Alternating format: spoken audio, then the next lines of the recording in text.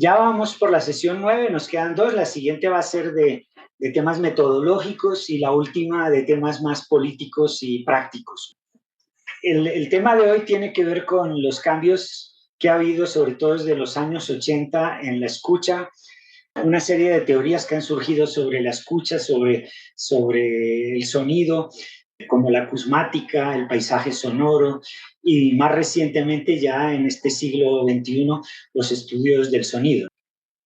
Y vamos a ver esto cómo afecta nuestra escucha, cómo afecta también la investigación musical, cómo afecta incluso hasta nuestra vida, nuestra salud, etc. Respecto a la escucha consciente, esa sensibilidad frente a lo sonoro y a lo que nos rodea, pues yo pienso que siempre ha habido mucha sensibilidad, incluso antiguamente pienso que éramos incluso mucho más sensibles que ahora. Es decir, cuando uno habla con un campesino mayor y está en el campo, él alcanza a escuchar una cantidad de cosas que uno no alcanza a escuchar, ¿sí? Y lo mismo pasa con los indígenas, por ejemplo, que viven en el Amazonas. Uno va por la selva y todo le parece como un ruido ahí, pero ellos dicen, mira, aquí tal cosa, aquí se saltó de ese árbol a este otro mico, aquí no sé qué, o sea, hay toda una sensibilidad muy desarrollada que incluso pienso que nosotros hemos perdido en relación con la naturaleza, la hemos ganado con otro tipo de aparatos, etcétera, ¿no? Digamos, hay muchos antecedentes y uno podría devolverse hasta Pitágoras ya desde el punto de vista de estudios más o menos sistemáticos, o en el siglo XVII, a comienzo del siglo XVII, el trabajo monumental de Athanasius Kirchner, el sacerdote este que hizo un tratado monumental sobre todo lo que se sabía sobre música y sonido en la época, y tiene unos capítulos fantásticos sobre la acústica de los distintos espacios, incluso cómo hacer un salón para que el rey que está sentado en esta parte pueda escuchar todo lo que dicen los que están por allá y lo que él dice se escuche bien, pero que ellos no se den cuenta que uno los está escuchando. Todo, o sea, todos los avances de la acústica de la época los recoge en 1600 y pico Athanasius Kirchner. Afortunadamente el libro ya lo tienen en internet, lo pueden consultar, etc. Y lo mismo podemos hablar de otros ámbitos como la literatura. Los literatos siempre han sido muy sensibles a el ambiente sonoro de las ciudades. Hay muchísimos ejemplos. Pongo aquí alguno nomás, alguno que otro nomás como por señalar algunos que son icónicos, ¿no? Como el de Thoreau en Walden, que pues, después de estar unos años viviendo en el campo, escribe este libro, que además pues ya saben ustedes que Thoreau, uno de los teóricos de la desobediencia civil, etcétera. Bueno, tiene en su libro sobre Walden, la vida en los bosques, tiene un capítulo completo sobre los sonidos, ¿no? Un trabajo mucho mejor que el de Thoreau es el de Jean Stratton Porter, esta mujer que esta intelectual, bueno, literata, cineasta, fotógrafa, ambientalista, bueno, naturalista, una mujer súper interesantísima, ¿no? Escribió muchos libros que tenían relación con esto del paisaje sonoro, pero le dedicó un libro completo, ¿no? Dice Music of the Wild, y además con mucho sentido del humor, dice con reproducciones de los intérpretes, es decir, de los intérpretes con fotografías de los cantantes, de los pájaros, de las ranas, los que hacen música en el mundo salvaje. Dice, sus instrumentos y sus escenarios, ¿no? Sus festivals halls, o sea, los lugares donde hacen sus fiestas y sus festivales, ¿no? Entonces, con un sentido del humor impresionante, mostrando no solamente que va a hablar del sonido de los animales, sino también de esos ambientes, de esos halls, de esos escenarios donde ellos cantan, donde hacen su música. Si nos vamos a otro campo, el campo del cine, por ejemplo, desde muy temprano, incluso cuando el cine era mudo, ya trataban de pensar en el mundo sonoro. Incluso este pionero del cine sonoro, Walter Ruttmann, un alemán, él incluso antes de que hubiera cine sonoro, hace dos películas, una de ellas muda, que es Berlín, ¿sí? Que trata de hablar de cómo es el mundo sonoro de Berlín, pero como retratando los sonidos.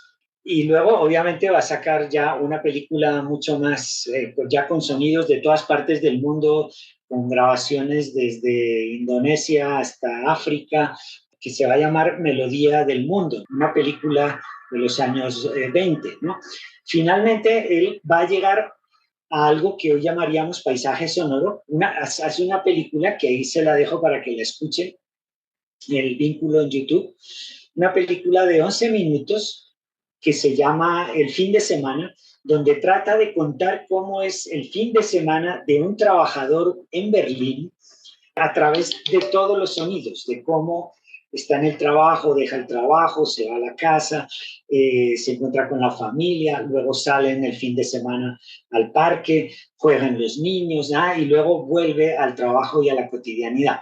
Y es curioso que los discos en esa época duraban unos 2 minutos, pero el cine le permitía hacer algo mucho más largo, algo de 11 minutos 20, cuando ya entonces empiezan a poner el sonido en las películas, ¿no? De manera óptica, ahí el sonido aparece ópticamente. Lo que quiero decir es cómo hay un interés por todo esto del ambiente sonoro, de entrar al sonido, de contar historias con el sonido, de estar inmerso en el paisaje sonoro, en lo que nos rodea.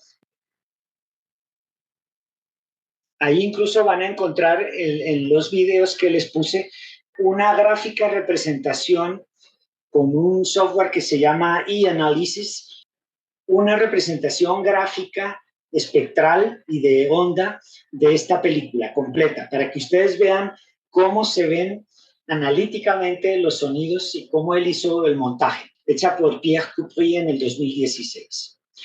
También para destacar aquí el papel de las mujeres. Ahí vemos, está editando con Lotte Reiniger, también una mujer pionera de la edición del cine, pues que siempre están invisibilizadas, pero ahí han estado siempre. Llegando al campo de la composición, de la música, del mundo de la radio, del mundo del cine, tenemos que llegar a los franceses. Y aquí hay un músico, un compositor que es absolutamente central en la historia que voy a contar hoy, y es Pierre Schaeffer. Pierre Schaeffer es un compositor que crea, antes de que existieran las cintas de grabadora, un grupo de investigación en música concreta, y es tal vez el mayor teórico del sonido que hemos tenido en muchos años.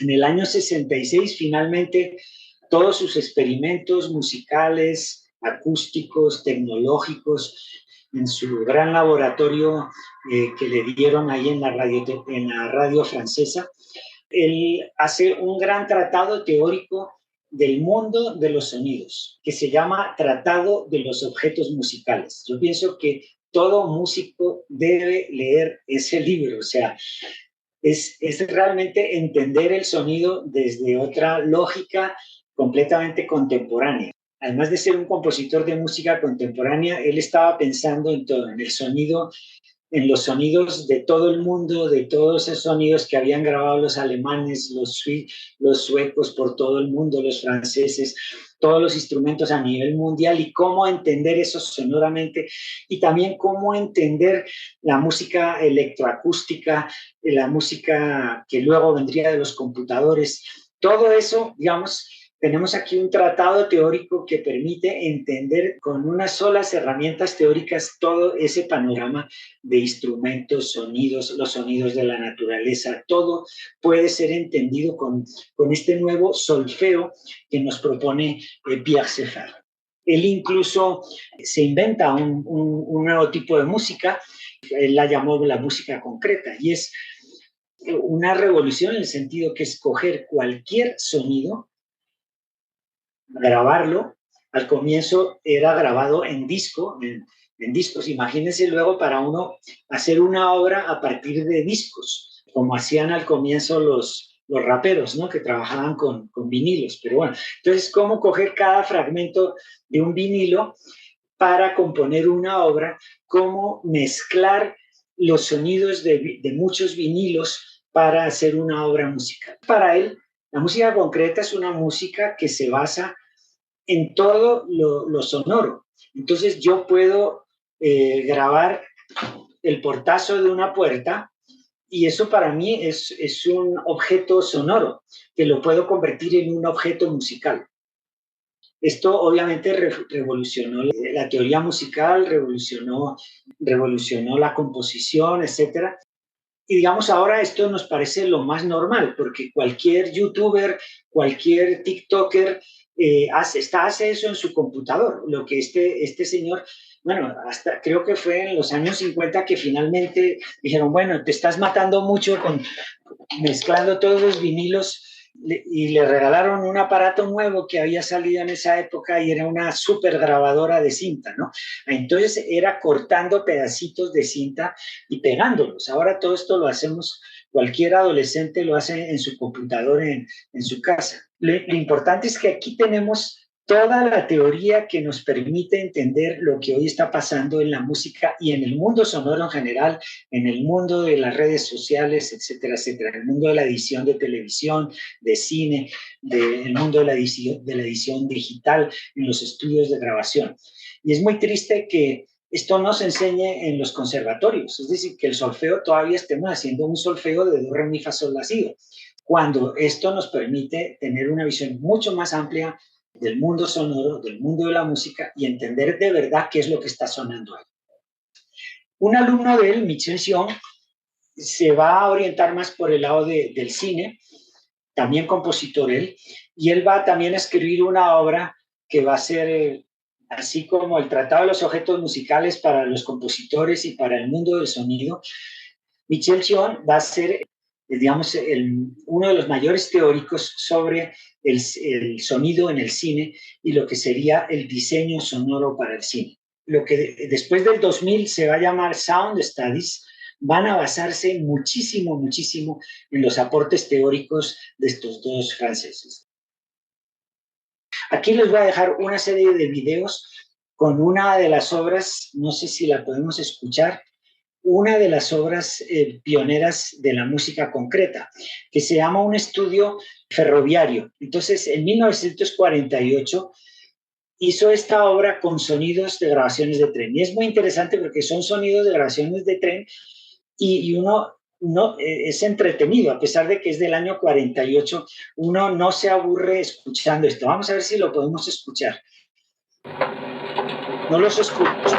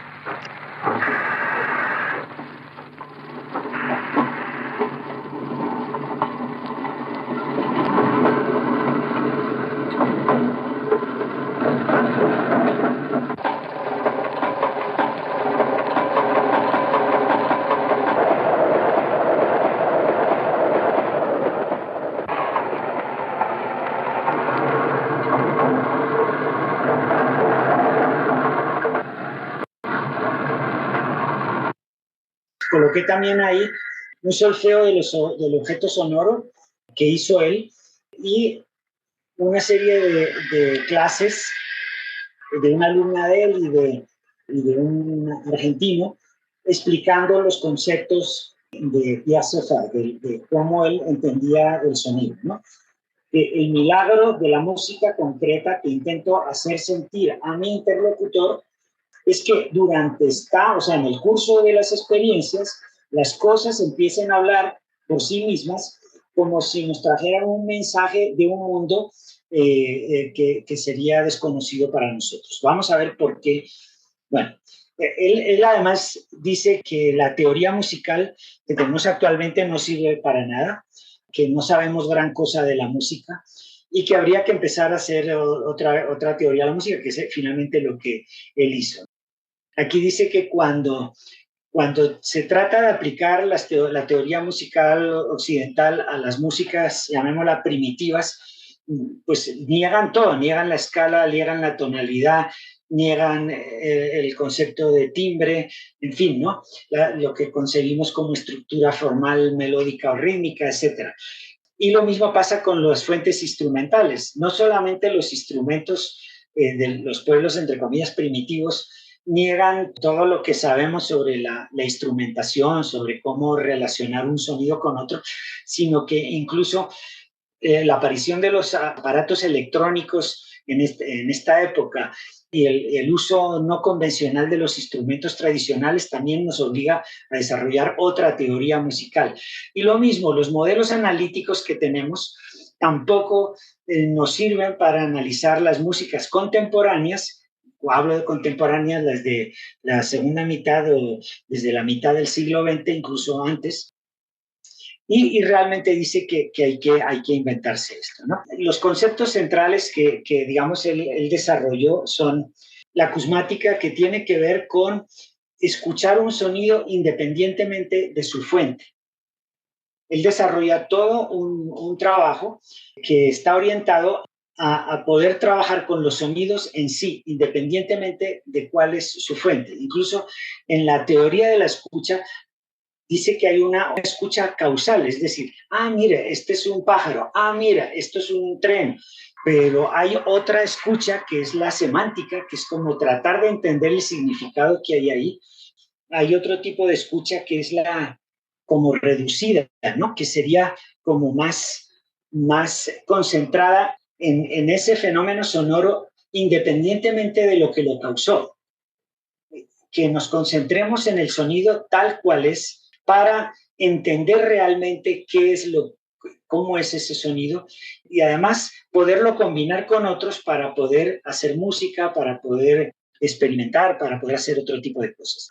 Y el otro concepto clave es el concepto de objeto musical o de objeto sonoro, que va a ser también importantísimo. El objeto sonoro no es el violín que produce el sonido, sino es este sonido concreto que yo tengo aquí capturado, es decir, el sonido como tal, ese es el objeto sonoro. Desde el punto de vista de la sociología, de la filosofía, de la arquitectura, también en Francia, por esta misma época, Jean-François Auroyard, investigador también del CNRS, del Centro Nacional de la Investigación Científica francés, empieza a trabajar con equipo. Fíjese que todos los franceses, es lo que he dicho, son equipos, investigan en grandes equipos con grandes laboratorios, etcétera, etcétera. Este investigador con su equipo, el Cresson, van incluso a desarrollar software para diseñar arquitectura o espacios urbanos con un criterio sonoro, es decir, antes de construir una pieza, antes de construir un escenario, antes de construir un parque, ellos tienen un software por el cual pueden probar cómo sonarán las distintas cosas, cómo sonará una voz, cómo sonará, no sé, un pájaro, cómo se va a reflejar el sonido, etcétera. En últimas, a ellos lo que les interesa es cómo percibimos el espacio y cómo los ambientes arquitectónicos nos generan una experiencia estética y una experiencia sonora que puede ser molesta, que puede ser que nos enferme o que también sea estética y nos beneficie. Llegamos a otro personaje, un personaje clave en toda esta historia del soundscape. Este es Raymond Murray Schafer. Este es un canadiense, compositor él, que básicamente, pues, no sé, por ejemplo, en la época que estudiábamos con Efraín Franco y bueno, con Alejandro Mantilla, con un montón de gente estudiábamos música en la pedagógica, en los años 80, empezaron a llegar los libros de él traducidos de Argentina. Y llegaron, en Argentina, en Ricordi traducían los libros de tipo más pedagógico. Es un compositor que trabajaba, siempre dedicó mucho esfuerzo al tema pedagógico. Ahí lo vemos aquí a la derecha con los niños, él con corbata y con vestido de paño, jugando con los niños, con los sonidos, etcétera. Un compositor buenísimo. Aquí ponía a los niños a trabajar con pianos preparados, modificando el piano, etcétera. Una persona supremamente creativa, como compositor excepcional, pero que de alguna manera estaba muy inconforme con lo que se estaba haciendo musicalmente y con lo que estaba pasando en su entorno también sonoramente. Él en una entrevista poco antes de morir, él dice que en los años 70, cuando él escribe su libro fundamental, que es sobre el paisaje sonoro, dice que era Estados Unidos y Canadá era muy ruidoso. Los aviones eran mucho más ruidosos que ahora, los carros, las motos, bueno, todo. Entonces todo era supremamente ruidoso. Él estaba muy preocupado por eso. Él, además de todas de sus composiciones, que son maravillosas, composiciones también sobre los pájaros, cómo nos conecta todas las sesiones, aparecen los pájaros por acá.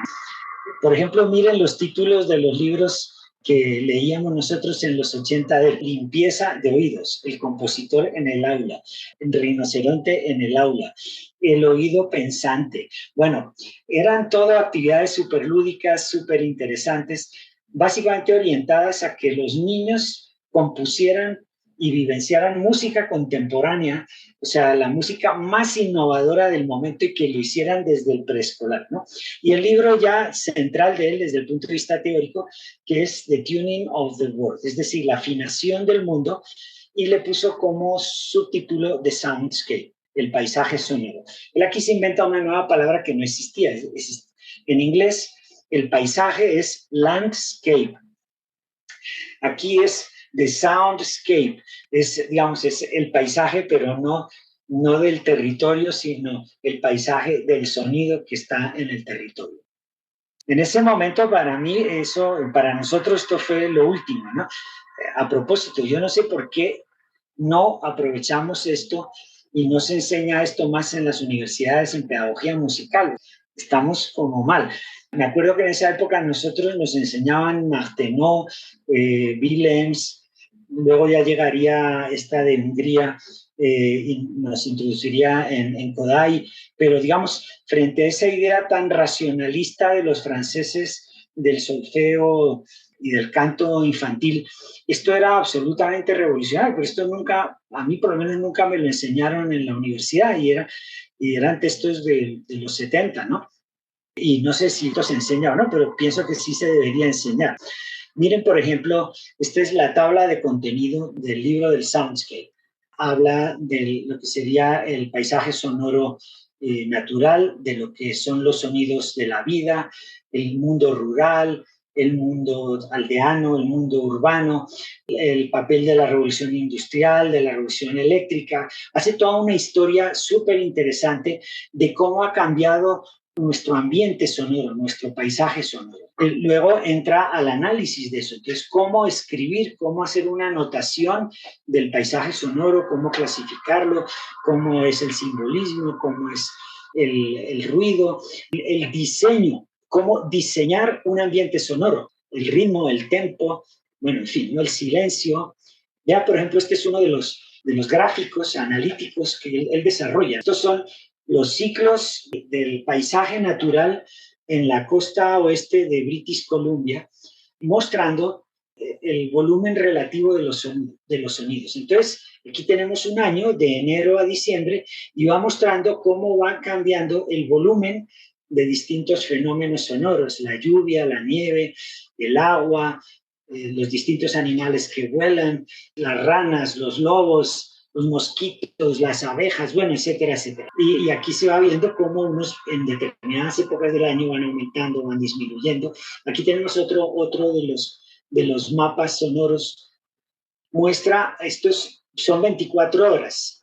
Desde midnight, aquí arriba, en el extremo izquierdo, desde la medianoche hasta la medianoche, entonces la 1 de la mañana, las 2, la mediodía, la 1 p.m., etcétera, y cómo serían los eventos sonoros que hay en el campo. Aquí pasa un avión, entonces están las ranas o los sapos, los pájaros, en fin, ¿no? Y cómo según la hora entran unos, bueno. Y aquí son los decibelios. Ustedes saben que el volumen, la intensidad de un sonido se mide en decibelios. Van aumentando, van disminuyendo, en fin. Estas ideas de cartografiar el sonido ya han sido retomadas y en estos momentos ya tenemos todo un gran desarrollo de lo que sería cartografiar el sonido, que Samuel Tulane llama cartofonía. Estoy tomando aquí un artículo del 2018 de él que hace una gran sistematización de las distintas maneras de mapear el sonido ambiente, ¿no? De lo que serían los paisajes sonoros. Y él dice que hay básicamente tres tipos de cartografías. Una es donde el sonido se utiliza como mapa. Hay toda una serie de tecnologías que nos sirven para generar mapas a partir de sonidos ultrasonidos, como podría ser un sonar, esos que llevan los barcos, que van mandando sonidos, ultrasonidos, y rebota, y con eso van haciendo un mapa del fondo del mar. Así es como descubren los barcos estos hundidos, los galeones y todo eso, ¿no? Que van así y de pronto ven una cosa que parece como un barco, tal.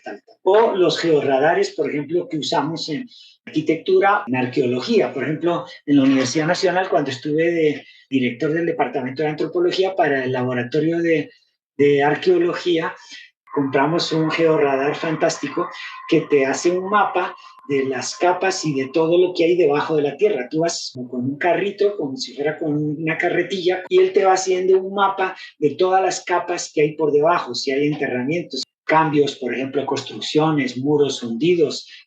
Obviamente estos mapas están basados en el sonido, pero no están orientados a la información acústica ni a la escucha.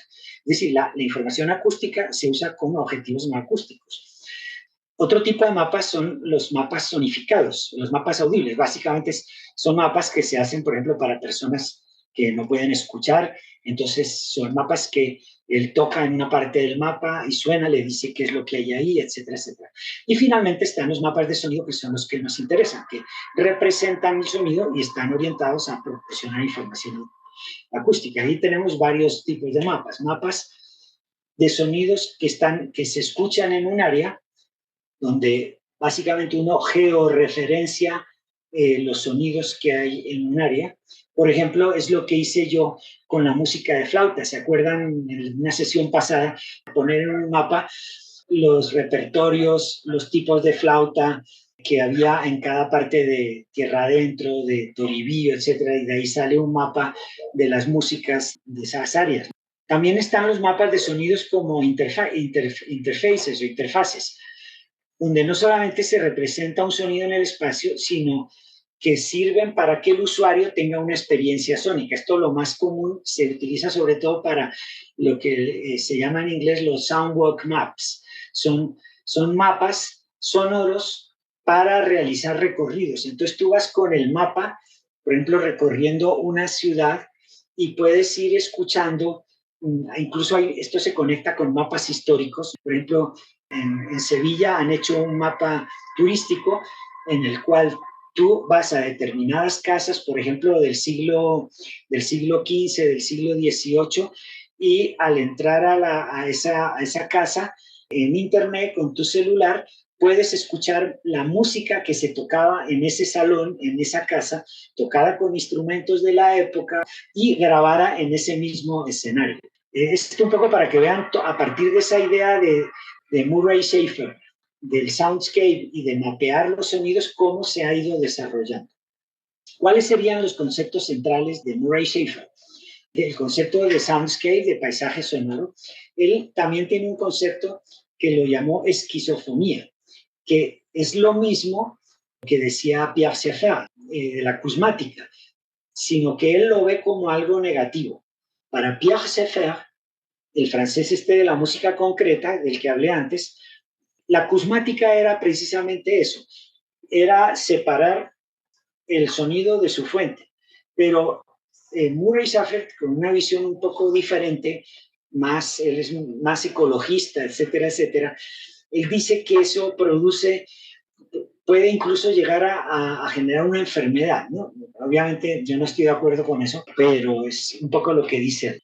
Esa separación de los sonidos de su fuente está generando como una especie de esquizofrenia sonora en nosotros. Otro aporte fundamental de él es mostrar la historicidad de los paisajes sonoros, es decir, con esa historia que hace del mundo natural, del mundo rural, del mundo de las pequeñas aldeas y hacia la llegada de la industrialización, etc. Esto va a ser fundamental para lo que hoy se llaman sound studies. Los sound studies hoy hacen una historia de cómo hemos construido nuestra relación con el sonido. Esto ya lo hizo Murray Schafer en esta época.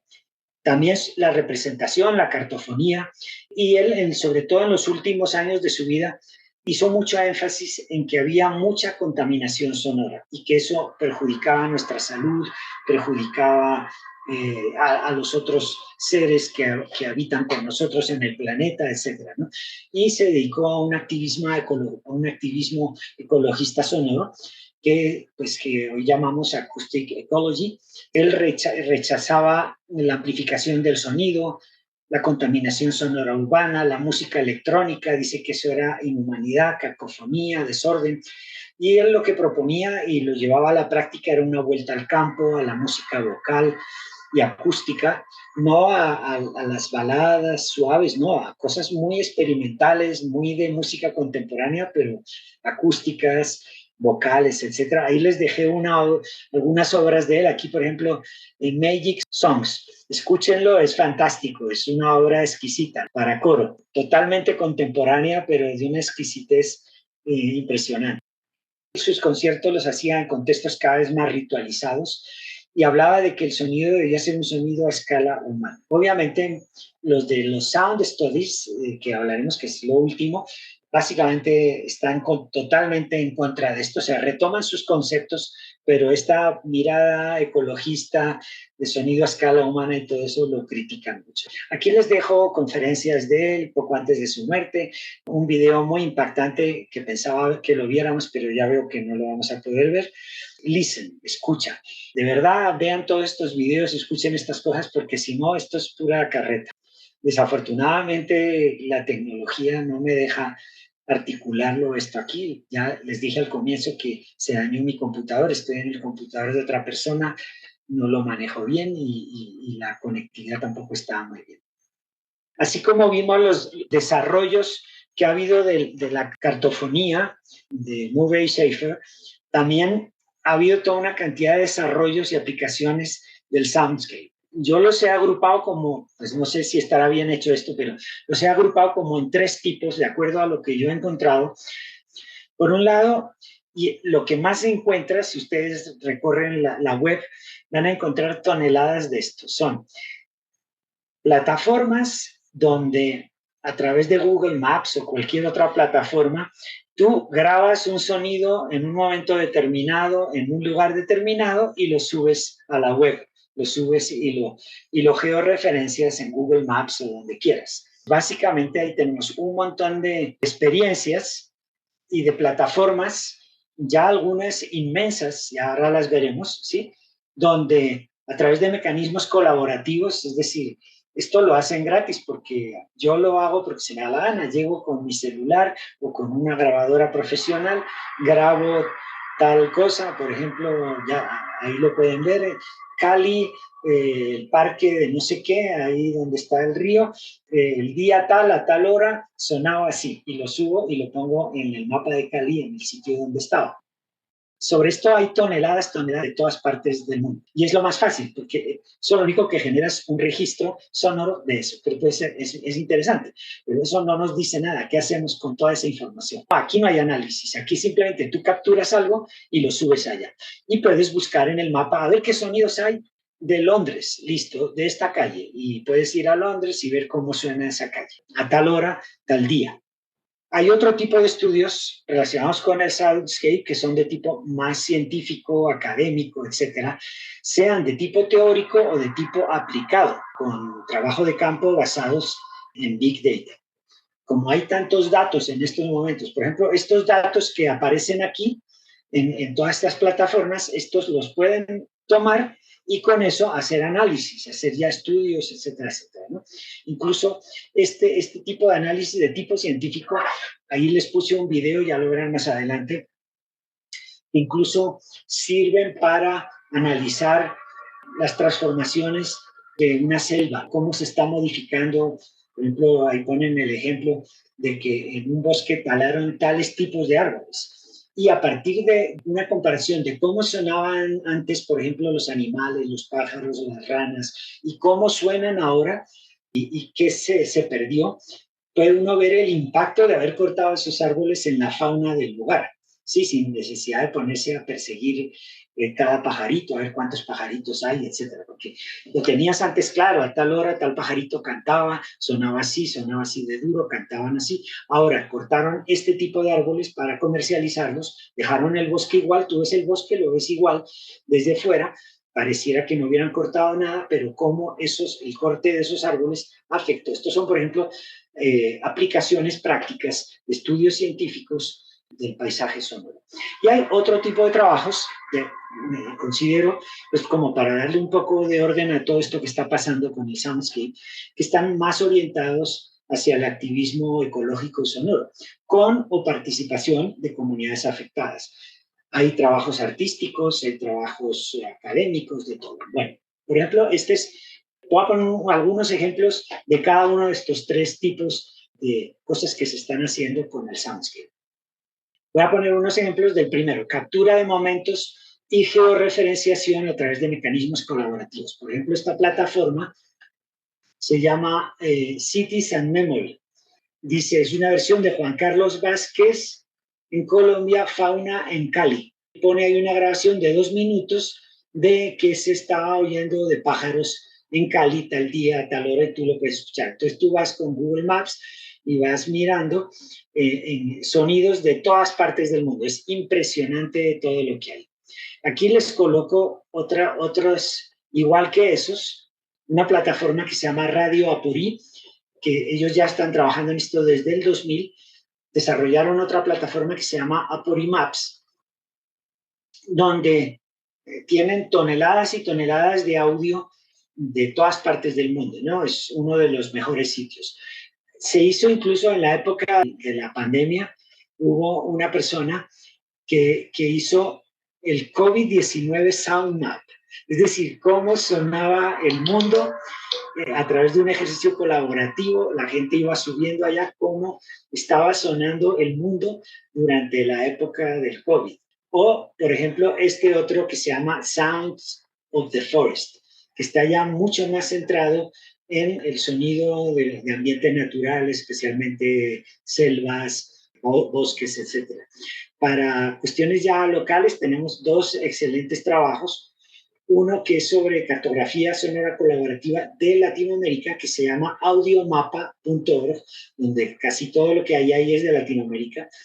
Y los mexicanos han hecho un trabajo muy juicioso, financiado por el Estado en buena parte, pero también colaborativamente, es decir, con la participación gratuita de personas de todas partes. Y es muy bonito este mapa sonoro de México, que además está en una página oficial digamos, del gobierno de México. Fíjese que dice Cultura GovNext. Es una página, no es una iniciativa privada ni de una ONG, es un proyecto realmente del gobierno, pero en la cual participan todo el mundo. Es muy interesante porque la gente la está aprovechando también, no solamente para subir paisajes sonoros, sino música de festivales, música folclórica, conciertos, de todo. Entonces tú haces clic en Chiapas y puedes escuchar un concierto, puedes escuchar música típica, en fin. Bueno, es un poco para que vean. En últimas, aquí no hay análisis, no hay investigación, no hay nada de eso. Lo que hay es poner sonidos en mapas. Tenemos otro tipo ya que dije, los estudios más científicos, por ejemplo, este proyecto se llama City Maps, manejando cantidad y cantidad de datos. Tienen de varias ciudades, este mapa que puse aquí es de Barcelona, cómo la ciudad, cómo suena la ciudad según determinado tipo de sonidos, qué elementos, digamos, naturales, qué voces humanas, qué sonidos industriales, cada sonido tiene un color diferente y uno puede ver, por ejemplo, esto verde de aquí, que son sonidos naturales donde se concentran. Esto es la zona del Montjuïc, que es un parque, hay árboles, etcétera. Otra zona aquí también, que esto es el Parkway. Bueno, en fin. Y en otras zonas, obviamente, las avenidas rojo, rojo, que son carros, que son máquinas. Bueno, luego llegan ellos a una cantidad de análisis, incluso hacen encuestas con la gente respecto a cómo perciben ellos y cómo se sienten ellos en esos lugares, y tratan de relacionar la subjetividad de las personas que habitan en esas partes con los sonidos. Ya son investigaciones de mucho nivel, etc. En el campo de la musicología hay también experiencias muy bonitas. Le recomiendo especialmente esta de Juan Ruiz Jiménez, que se llama Historical Soundscape. Él lleva muchos años trabajando en eso. Él es un musicólogo convencional, una persona que estudia música clásica, música de la época del barroco, no es etnomusicólogo, pero a partir de los archivos sonoros, a partir de los archivos documentales, a partir de los lugares que todavía se conservan, lo que les decía antes de las casas. Entonces, ha ido reconstruyendo sonoramente en distintas épocas, por ejemplo, desde 1200, cómo sonaban determinados lugares, cómo eran los sonidos de un convento, cómo eran los sonidos de una plaza, retomando cuadros, combinando cuadros, testimonios, literatura, archivos, partituras, etcétera, etcétera, te logra meter en cómo sonaba una ciudad o un lugar determinado de una ciudad, en este caso Madrid en 1700 y pico, etcétera. Este es un proyecto que lleva muchos años, muy admirable, no sé, con algún tipo de financiación, pero es básicamente un trabajo de él con algunos colaboradores. Este es ya Paisaje Sonoro de Uruguay, también un proyecto de investigación, etcétera, etcétera. Están para que lo vean. Aquí la perspectiva ecobiológica, les dejo esta pequeña charla de TED, de este investigador que muestra eso que les decía, cómo en los paisajes sonoros trabajados científicamente nos sirven para evaluar las transformaciones que se están dando en la parte ecobiológica. Desde el punto de vista más activista, tenemos proyectos muy potentes como este de los paisajes sonoros de la biosfera, que está además apoyado por la UNESCO, donde también involucran a las comunidades que viven en estos lugares. En América Latina tenemos este trabajo muy lindo, colaborativo, comunitario, etcétera, de una ciudad en Argentina que se llama Bahía Blanca. Ya he hablado mucho, pero dirán, ¿todo esto qué tiene que ver con la etnomusicología? Primero digo, ¿qué tiene que ver esto con la antropología? Entonces ya en el 86, un antropólogo muy famoso que se llama James Clifford decía, pero ¿y qué pasa con el oído etnográfico? Y ya sabemos que el oído de los antropólogos varía mucho. Tenemos desde el caso de Victor Turner, que escribe un libro que se llama The Drums of Affliction, es decir, los tambores de la aflicción, sobre todo lo que son los rituales de aflicción de los Nembu en África Central, y todo él que todo está basado en los tambores, y no dice nada de la música, ni de cómo sonaba, ni siquiera describe cómo es un tambor. O sea, tipo de ese oído etnográfico flojo. Desde eso, a la antropóloga esta británica que vimos al comienzo de las sesiones, Ruth Finnegan, que nos decía de por qué es importante para la antropología estudiar la música y por qué desde la antropología se puede estudiar la música. O personajes como este, ¿no? Paul Stoller, que ya en los años 80 escribe un libro fantástico que se llama El sabor de las cosas etnográficas, los sentidos en antropología. Tiene todo un planteamiento de cómo la antropología no solamente ha abandonado el sonido, sino también todos los sentidos, el tacto, lo olfativo, los olores, los sabores, etcétera, etcétera. Trabaja en esta parte de África y tiene toda una parte, los sonidos en la experiencia cultural, y no solamente analiza los sonidos en la vida cotidiana, en una plaza de mercado, etcétera, sino el papel que juegan, por ejemplo, en los ritos de posesión, en los ritos de brujería, que son fundamentales en estos pueblos. Hace un análisis muy concienzudo de los sonidos, sin entrar al fenómeno musical. Estos son los antropólogos, pero ¿y los etnomusicólogos? ¿Cómo escuchan los etnomusicólogos? ¿Cómo ha cambiado su escucha? Y cómo se relacionan todos estos cambios que ha habido en la composición, en la teoría musical, en el soundscape, en el ecologismo sonoro. Aquí como el líder de todo este movimiento del soundscape aplicado a la etnomusicología, obviamente ha sido Steven Feld. Recordemos la sesión que tuvimos sobre él, sobre cómo él va a donde los Kaluli y empieza grabando canciones, luego se da cuenta de que el mito del pájaro Muni y que los pájaros son muy importantes para los Kaluli, y entonces se pone a grabar pájaros. Aquí lo vemos con una pantalla unidireccional para poder orientar el micrófono que capte solamente esa rama del árbol donde está ese pajarito, y luego termina escuchando la vida cotidiana y la selva en general. Lo que plantea finalmente es llegar a una acustemología, es decir, a una especie de epistemología de los sonoros. El sonido como vía de conocimiento. Se dedicó al activismo en esta línea, etcétera, etcétera. Y él, así como Murray Schafer hablaba de la esquizofonía, como esa desconexión entre la fuente sonora y el sonido que escuchamos, él utiliza otro concepto de otro antropólogo que se llama Gregory Bateson, y lo llama sismogénesis, porque pues tampoco está de acuerdo con ese concepto negativo de Murray Schafer. Él dice que la sismogénesis es esa recombinación y recontextualización de sonidos separados de sus fuentes, que es un reto que tenemos ahora para analizar. Antes, cuando no había grabaciones, cuando no teníamos todo este mundo, porque ahora ya la mayoría de los sonidos que escuchamos serían sismogenéticos, es decir, están desconectados de la fuente. Escuchamos siempre mediados por otros aparatos, por grabaciones, celulares, etc. Todo esto que se va formando proveniente de los arquitectos, de los biólogos, de los músicos, de los antropólogos, de los etnomusicólogos, de los musicólogos, etc.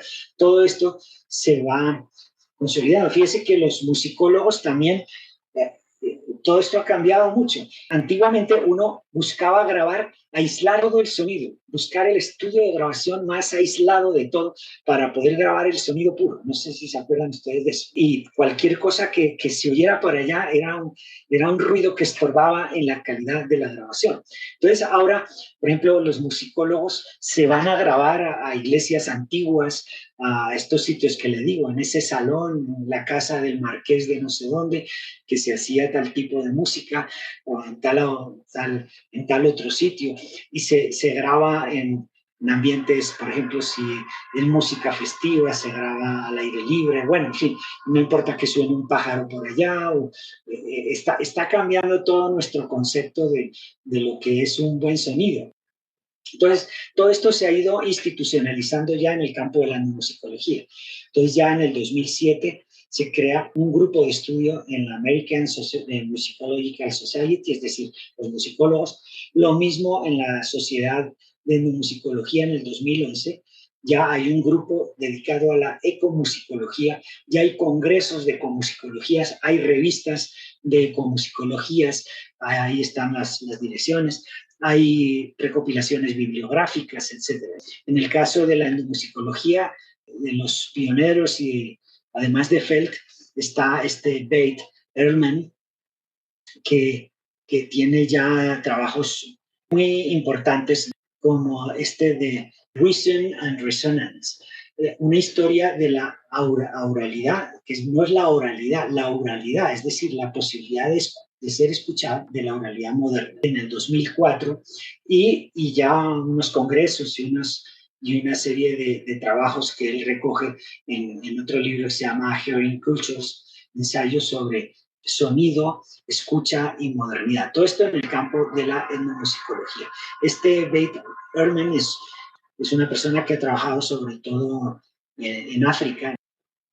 En el caso de Colombia, Ana María Ochoa, conocida por todos ustedes, querida amiga, ella es tal vez una de las pioneras también en este campo. De hecho, en este libro de Hearing Cultures, creo que ella participó con un artículo y, digamos, ella desde el comienzo estuvo muy metida en todo este movimiento. Ella es amiga de Steven Feld y también, digamos, está dentro de todo este desarrollo de estudios sobre la auralidad, sobre el soundscape, etc. Aquí les dejé una entrevista donde habla de todo esto y tiene un libro que fue premiado. Curiosamente, este libro, el libro de Baterman, The Reason and Resonance, del 2004, fue premiado con el premio de etnomusicología Alan Merriam.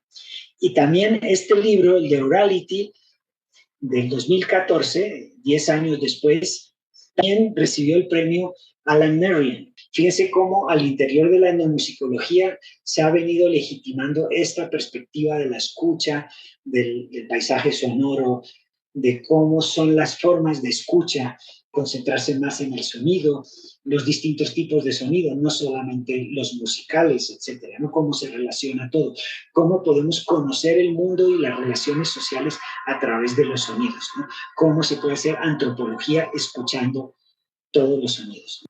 El libro este de Aurality, no sé si ya lo han traducido, ella quería traducirlo, quería que apareciera el libro en inglés y en español al mismo tiempo, pero parece que la editorial le quedó mal, la que lo iba a hacer en español, pero fíjese el título del libro, Escucha y conocimiento, lo que estábamos hablando, en el siglo XIX en Colombia. Para los que no lo han leído, va desarrollando toda una serie de estampas alrededor de cómo se escuchaba, por ejemplo, los cantos de los bogas en el río Magdalena, cómo los escucha Humboldt en su viaje por el río Magdalena, cómo escuchaban los literatos la lengua y cómo escuchaban digamos, los lingüistas, por decirlo en una terminología contemporánea, las lenguas indígenas, todo un desarrollo sobre cómo era ese escuchar y qué conocimiento se construía desde ese escuchar. Relacionado con la etnomusicología está la arqueomusicología. Si bien no en todas partes del mundo la arqueología se relaciona con la antropología, en Colombia, en América Latina y en Estados Unidos sí. ¿Por qué? Porque, por ejemplo, en Europa, si tú vas a estudiar arqueología, lo estudias en una carrera de historia antigua. ¿Por qué? Porque para ellos la arqueología es Roma, Grecia, Babilonia, todo ese tipo de cosas. Son cosas que en esas épocas las estudian los historiadores. Pero ¿qué pasó en Estados Unidos y en América Latina? Que la arqueología estaba ligada a personas que todavía vivían, o sea, no sé cómo decir, los mayas, todas esas construcciones mayas y aztecas y de los incas, pues resulta que todavía tenemos incas, todavía tenemos mayas, todavía tenemos gente azteca, por decirlo de alguna manera, estoy caricaturizando, pero lo que quiero decir es que, ¿por qué los antropólogos se dedican a la arqueología? Porque se hace etnohistoria, es decir, para entender el pasado arqueológico inca, es fundamental entender a los incas de hoy, es decir, cuál es su cosmología, cuál es su cosmovisión, cómo piensan el mundo, cómo es su lenguaje, todo, cómo son sus prácticas. Las prácticas de hoy obviamente están transformadas por toda la colonización, por la modernidad y todo eso. Pero, sin embargo, hay todas unas estructuras de pensamiento, de lenguaje, de todo, que ayudan mucho, hasta unas prácticas musicales que ayudan mucho a entender esa arqueología. Por poner un caso, las zampoñas, los sicuris, todo esto, sí, las tarcas, todos los instrumentos, por ejemplo, andinos, se encuentran en todas las excavaciones, los frututos, estas caracolas, etcétera. El entender el mundo sonoro andino se relaciona con las prácticas también musicales de hoy. O sea, no es que las podamos decir que es lo mismo, que es exactamente igual, que no ha cambiado nada, pero porque los antropólogos obviamente entienden mucho más la arqueología americana, sí conocen el mundo y el pensamiento y las formas de vida de los pueblos indígenas actuales. Por esa razón, aquí en Colombia, en América Latina en general y en Estados Unidos, la arqueología es una rama de la antropología social. Hay todos unos desarrollos muy potentes. Este es un congreso que hubo hace no mucho, en el 2019. Estuvieron ahí los mejores de lo que es la arqueomusicología en las Américas. Y está Adjebot, es uno de los pioneros. Su tesis doctoral es sobre instrumentos aztecas y, bueno, lo que él dice es fantástico. Vean los temas que se trabajaron en ese congreso. Ya hay muchos libros, hay muchos materiales, etc. En mi texto sobre investigación sobre música indígena en Colombia, en la segunda parte hablo de esto, hablo de la arqueomusicología, hablo de Adjebot, hablo de los libros que él tiene, etc. Entonces, fíjese, se trabaja teoría y métodos en arqueomusicología, iconografía musical prehispánica, eso es también, o sea, se trabaja la arqueomusicología, se trabaja con los hallazgos que es in situ, con lo que serían los textos de los españoles y de los indígenas que se escribieron en esa época de la conquista, y se trabaja con lo que son los indígenas actuales y las prácticas musicales actuales de esa misma región y de esos mismos pueblos. Organología y acústica de los artefactos sonoros. Entonces están trabajando temas muy de acústica. Entonces cogen los instrumentos estos, como no los pueden romper, no los pueden modificar, muchas gracias, porque pues son objetos prehispánicos muy valiosos y ya no se pueden recuperar si se desbaratan. Entonces les hacen resonancias electromagnéticas y todo tipo de aparatos para analizar eso. Luego con eso modelan, construyen instrumentos iguales, porque por ejemplo un caracol de estos, ¿cómo haces para saber por dentro cuántas vueltas tiene? ¿Cómo son esas vueltas? Pues la única forma es con esto. Están muy desarrollados en acústica y esta chica la vez pasada hablaba de la lutería, etcétera. Esto ellos lo han trabajado mucho, la lutería prehispánica, y los tocan estos instrumentos prehispánicos, obviamente ya no los originales, sino las reproducciones. Y fíjese que otro de los temas que se trabajó ese año ahí era paisajes sonoros y acústica arquitectónica.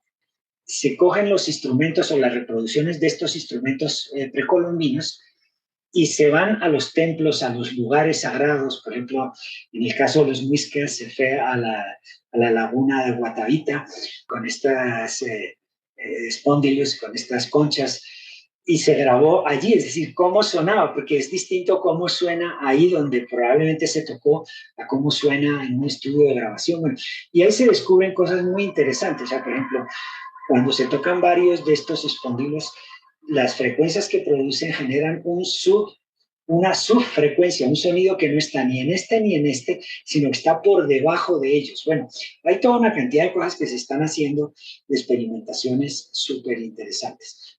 Un poco para que vean cómo esto del paisaje sonoro, de la acústica arquitectónica, también está muy activo en el campo de la arqueomusicología.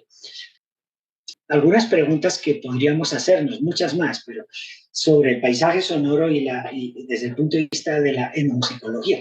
¿Cómo se han configurado y producido y se configuran los paisajes sonoros en tiempos y espacios específicos? ¿Qué fuerzas sociales, políticas, económicas han influido en su producción y transformación?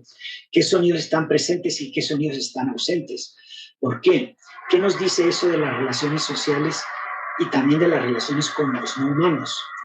Cómo determinados paisajes sonoros y configuraciones acústicas expresan y revelan diferentes tipos de sociabilidades, de inclusión, de exclusión, de dominación, de resistencia, de conflicto. Y hay todo un trabajo también por explorar sobre las relaciones entre paisajes sonoros, recorridos sonoros, los walking maps que decíamos antes, y la memoria histórica, la memoria social, la memoria de la vida cotidiana, la memoria del conflicto. Bueno, como pueden ver, hay todo un campo hermoso. Esta Leah Barclay, esta es una australiana, ella es artista, ella no es musicóloga, no es musicóloga, bióloga, nada de eso, es una artista que trabaja con grabaciones, con instalaciones, etcétera, pero es una de las mayores activistas. Ella es la directora precisamente de ese proyecto de la UNESCO de ecología de los soundscapes en el mundo. Aquí está a la derecha, se ve muy chiquita, pero esto lo tomé de una charla que dio ella hace poco, en septiembre del 22, y me encantó este mapa que hizo, de las distintas cosas que se estaban produciendo en torno al paisaje sonoro y todo, ¿no? Y a la ecología acústica. Entonces, fíjese todo lo que hay ahí. Y ella lo divide como en dos campos. El campo este de la derecha, que se interesa en la diversidad biológica y está en la diversidad cultural. Es demasiado esquemático, la cosa es mucho más compleja, pero aún así se ve complejo. Y cómo esta diversidad biológica se trabaja más que todo desde una perspectiva científica y esta otra desde una perspectiva más artística, que es lo que ella hace. En realidad, también esta parte biológica también se trabaja desde lo artístico, desde lo musicológico, etcétera, ¿no? Pero fíjese los campos, ¿no? Ecoacústica, bioacústica, ecología del paisaje, psicoacústica, grabaciones de campo, sound walking, ecological sound art, deep listening, lo que es la escucha profunda, la acustemología de Steven Feld, etcétera, etcétera. Bueno, entonces un poco cómo ha ido creciendo todo este campo desde distintos lados. Bueno, ya con esto termino los sound studies, los estudios sobre el sonido. Estos sound studies son mucho más recientes que todo lo anterior y provienen de otro lado. Esto no viene ni de los músicos, no viene ni de los biólogos, no viene de los musicólogos, viene sobre todo de un campo de la sociología que se llama Estudios Sociales de la Ciencia y de la Tecnología.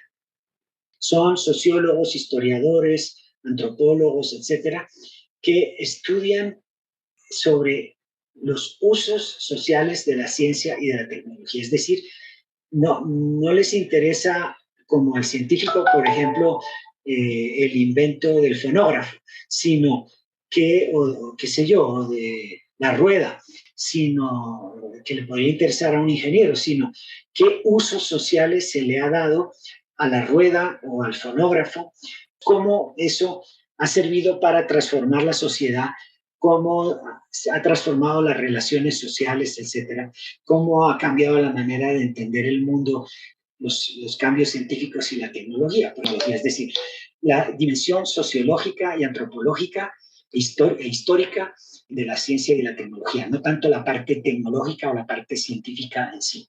Bueno, aquí el pionero también es otro francés, Jacques Attali, un economista que escribió de todo muy bien fantástico, yo lo leo desde hace muchísimos años y él tiene un texto que fue pionero en este campo, que es un ensayo de economía política de la música, donde hace una historia de la economía de la música, ¿no? Que se llama Ruidos, ensayo de la economía política de la música del año 77.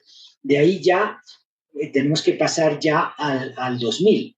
Se retoman estos estudios de lo sonoro, ya influenciados por todo lo anterior, es decir, ya influenciados por Pierre Schaeffer, el francés, por Chion, el que trabajaba cine, el alumno de Schaeffer, Murray Schaeffer, el canadiense compositor que saca lo del soundscape, influenciados por Feld, por Steven Feld, por Ana María Ochoa, todo esto, digamos, todo este paquete por los ecologistas, bueno, todo eso ellos lo retoman y hacen una historia del sonido, ¿no? De cómo lo sonoro ha participado en nuestras relaciones sociales. El texto pionero es de Lynch, que se llama Analog Days, y es un trabajo sobre la invención y el impacto del sintetizador Moog, ¿sí? El sintetizador que está ahí en la foto, los primeros sintetizadores. Estos sociólogos y antropólogos inauguran todo un campo de estudios interdisciplinario que es eso, es la producción y el consumo material de música, sonido, ruido y silencio, y cómo esas actividades han cambiado a lo largo de la historia en diferentes sociedades. Es muy parecido a lo que Feld planteaba en acustemología. El otro, más influyente todavía, que ya falleció, es Jonathan Stern. Él todavía vive, él es mucho más joven que yo, y publica en el 2003 un libro fantástico que se llama El pasado audible, que básicamente dice, los orígenes culturales de la reproducción del sonido. Entonces, él trabaja sobre cómo nos ha afectado el hecho de que un sonido se pueda reproducir a través de aparatos de forma mecánica, con grabaciones, a nivel digital, etcétera, etcétera. Él llega sobre todo hasta la época analógica, no se mete tanto con lo digital, hay otros estudios posteriores, pero este es un texto central, yo se lo he puesto, la mayoría de los libros que he mencionado se los he puesto en el repositorio para que los puedan ojear, si hay algún capítulo que les interese, o todo el libro, en fin. Mire, por ejemplo, la tabla de contenido. Él es historiador de la ciencia, máquinas para escucharlos, ¿sí? Entonces, básicamente se refiere al fonoautógrafo, ¿no? Que fue el primer invento que fue capaz de registrar sonidos. Registraba, pero no se podía reproducir, ¿no? Era como una especie de fonógrafo que registraba, pero luego no había la manera de que ese sonido grabado se pudiera volver a escuchar. Luego tiene otro capítulo sobre distintas técnicas de escucha, especialmente cosas como, por ejemplo, cómo hay toda una serie de aparatos como el estetoscopio, ¿no? El telégrafo, cómo generó toda una serie de técnicas de escuchar otras formas de poner atención a los sonidos, etcétera. Luego sigue con el papel de los medios masivos, la radio, el fonógrafo, la invención de la fidelidad del sonido, la búsqueda de la fidelidad del sonido, y finalmente todo el tema él lo llama a resonant tomb, es decir, como una tumba resonante, todo el tema de la conservación del sonido, de los archivos sonoros, en fin, todo eso, y cómo el sonido se ha convertido ahora en una especie de tumba del pasado, en fin, bueno. Con esta sí ya es la última. Lo que vemos es que este es todo un panorama muy, muy interesante, no solo desde la etnomusicología, sino desde otros campos, como dije, como los estudios sociales de la ciencia, la historia, la biología, la ingeniería, bueno, cantidad de campos donde nos han hecho pensar el sonido de una manera diferente, resituar el papel del sonido en la sociedad, el sonido, el silencio, todo eso.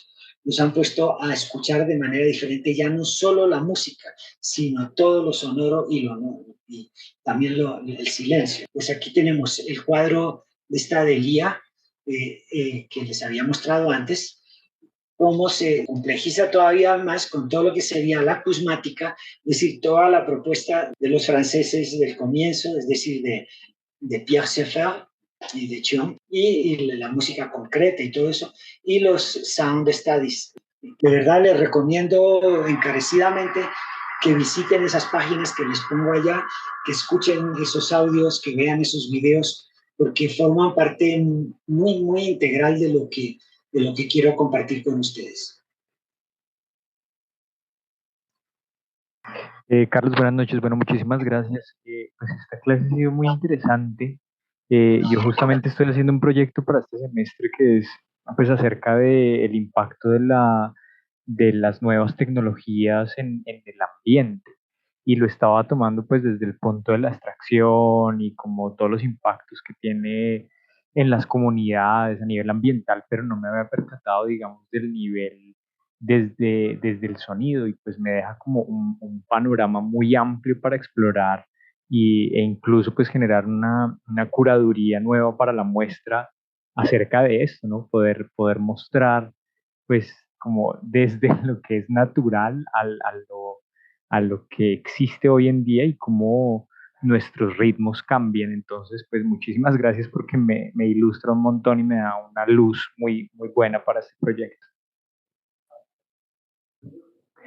También le quisiera preguntar una cosa, de pronto si usted tuviera alguna referencia, digamos, de algún estudio, alguna página donde se vean esos impactos, digamos, específicamente, digamos, el sonido el sonido de la cotidianidad de la ciudad, digamos, en nuestra percepción de la realidad y cómo eso la ha alterado.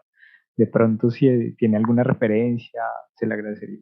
Ahí lo mencioné, por ejemplo, los de Chatty Maps están haciendo eso, ¿no?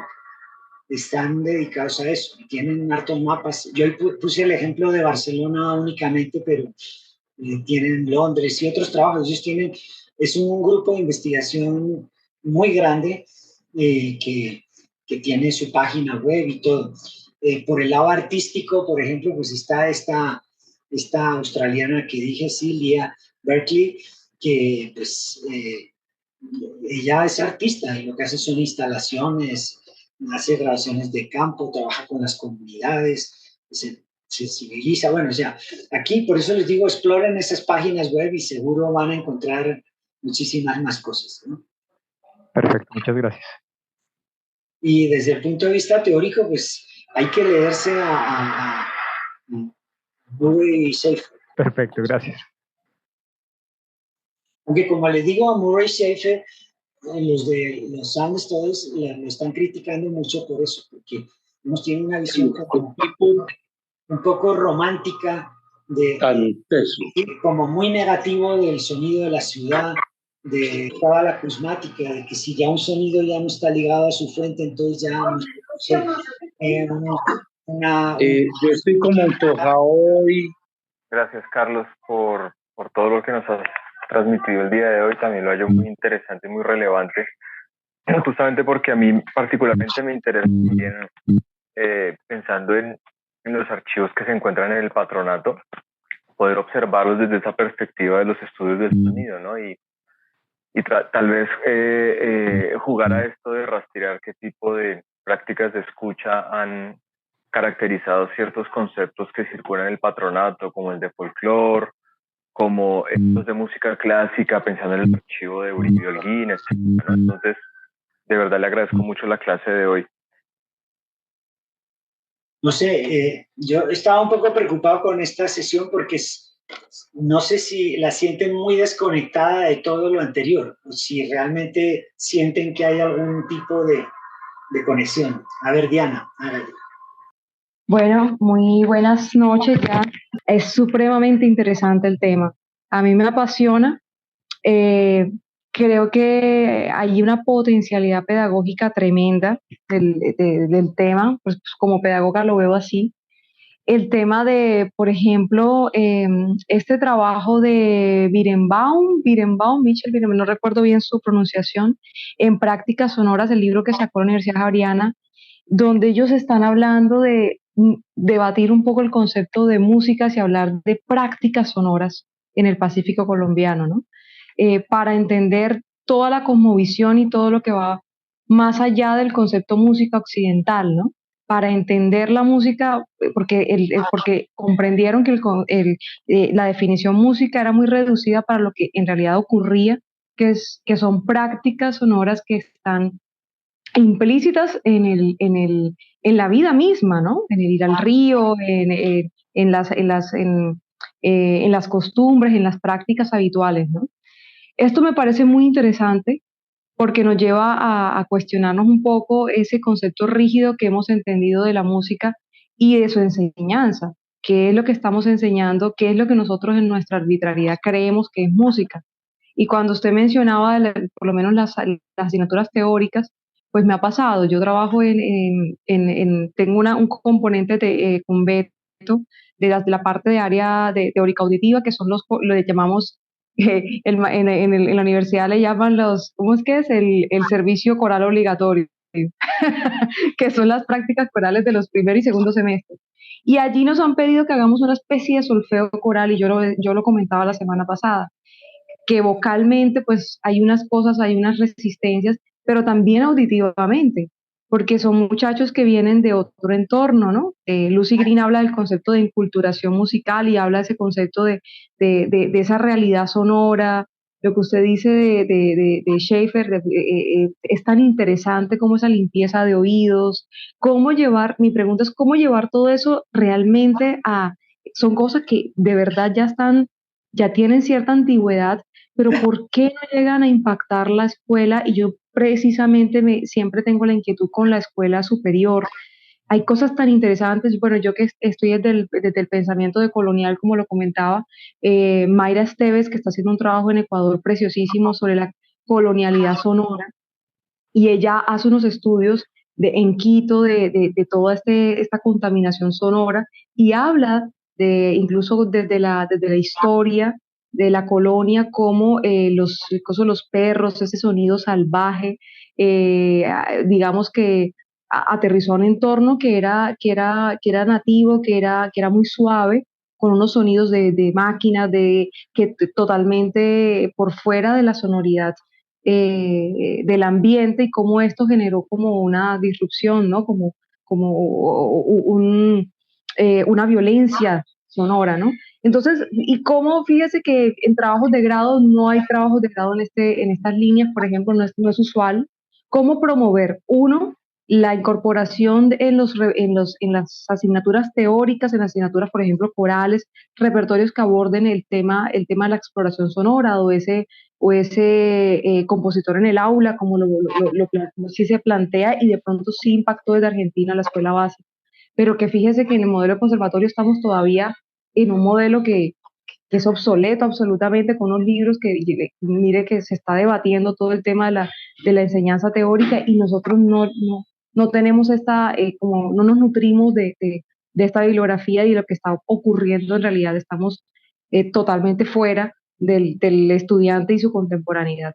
Y cómo impactamos también e interesamos a los chicos a que hagan trabajos de grado, exploración, incluso en sus recitales de grado, con estas nuevas tendencias. Esa es, digamos, mi intervención. Espero haber sido concisa, disculpe. No, sí, lo de Murray Schafer ya tiene más de 50 años, ¿sí? Y pareciera como que no hubiera pasado, ¿sí? Y realmente los aportes de él a la pedagogía musical, bueno, como compositor es excelente, ¿sí? Las obras corales que tiene él son descrestantes. Ahí le puse una para, pues si quiere verla, ¿sí? Está la partitura también. Pero él, por ejemplo, lo último que estaba haciendo antes de morir era y hacer como una especie de campamentos. Se reunían unas 70 personas de todo tipo, músicos profesionales, músicos amateur, niños, o sea, la gente iba ahí en familia. Músicos muy profesionales del círculo de él, ¿sí? Profesores de conservatorio, instrumentistas muy reconocidos, otros músicos totalmente amateur, niños, y se iban 15 días a vivir en el campo, ¿sí? Y ahí componían una obra que finalmente grababan, ¿sí? A partir de la experiencia que tenían ahí de vida y de sonido, ¿no? Y hay algunas de esas, en una de las conferencias que les puse ahí, él pone ejemplos de esas grabaciones que hizo en el campo, ¿no? Bueno, hay cosas muy, muy bonitas del trabajo de Murray Schafer, pero después yo a él conocí esto en los 80 y yo era profesor en la pedagógica de pedagogía musical y traté de implementarlos. Yo lo implementaba en la universidad con los estudiantes de música y funcionó muy bien. O sea, me acuerdo de una composición que hicimos que era, se llamaba Aire en tubo, ¿sí?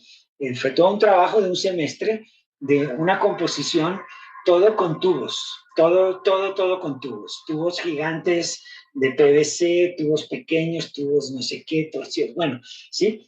Salieron cosas súper interesantes, tanto desde el punto de vista del análisis, de la armonía, del ritmo, de la parte etnomusicológica, porque, por ejemplo, los are-are en las islas del Pacífico es impresionante. Por ejemplo, hay unos músicos que se ponen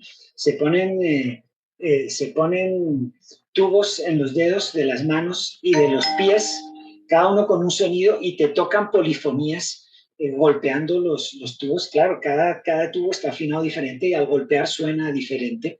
Bueno, o sea, todo lo que se puede hacer con los mismos tule, los cuna del Pacífico, de la frontera con Panamá.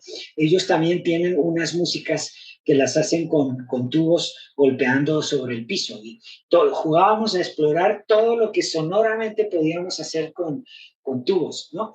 Entonces, bueno, pero no sé qué pasa.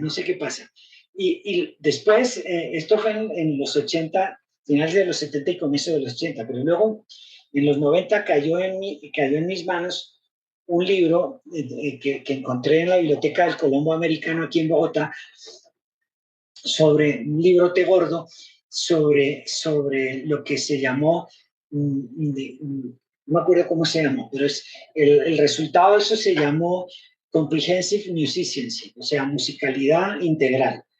Y esto fue un proyecto que duró más de 20 años, donde con plata de la Fundación Ford llegó a poner, yo creo que casi $2 millones para este proyecto. O sea, esto fue una cosa impresionante. Y aquí no sabemos nada de eso.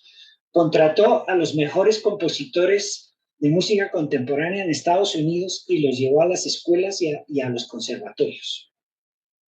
Y empezó a diseñar material didáctico y propuestas pedagógicas. Murray Schafer, que yo lo tenía muy endiosado, yo creo que él lo que hace es retomar esa experiencia de Estados Unidos, que fue unos años antes de lo de él. Esto fue en los 50 y en los 60, ¿sí? Entonces, yo pienso que, no sé qué pasa con la pedagogía musical, pero sí estamos bastante enquistados, y lo digo con mucho dolor porque yo soy pedagogo musical. Sí. Muchísimas gracias, sí, totalmente cierto, de acuerdo. Sí, se llamó The Contemporary Music Project, una cosa así. Pero imagínense casi $2 millones de inversión en un proyecto por más de 20 años, desde 1958, ¿sí? O sea, los materiales didácticos. Y esto todavía sigue hoy. Ahora es lo que se llama la corriente de Comprehensive Musicianship, ¿sí? Musicalidad integral. Bueno, listo. Entonces ya son las 7.